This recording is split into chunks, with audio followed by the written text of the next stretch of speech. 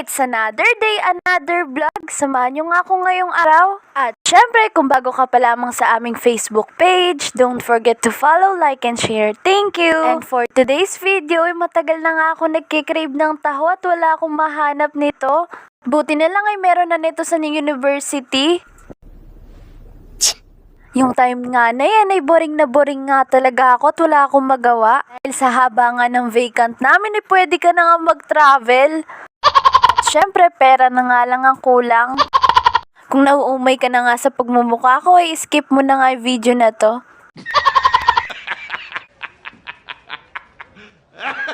Nagutom nga tayo ay lumabas tayo ng university para maghanap ng mga street food. Dito nga sila nakapwesto sa likod lang naman. Pakalapit kung nagugutom ka lang ay lumabas ka lang kaagad. Kahit wag ka na nga bumalik dahil wala namang naghahanap sa'yo.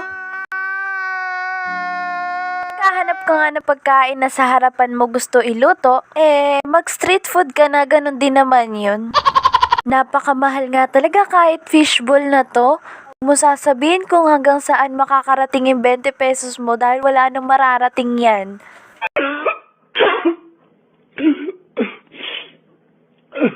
Dahil nabusog na nga ang person na to, ay magpapakit muna tayo sa salamin na to. If you had to leave me without you, the things will only be empty.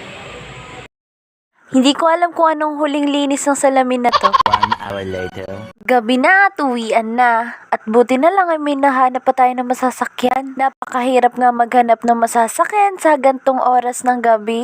Kaya mami, kung napapanood mo to, ay napakahirap sumakay. At halos 1 hour nga biyahe natin at akala nga ni mama ay naglalakwatsa tayo.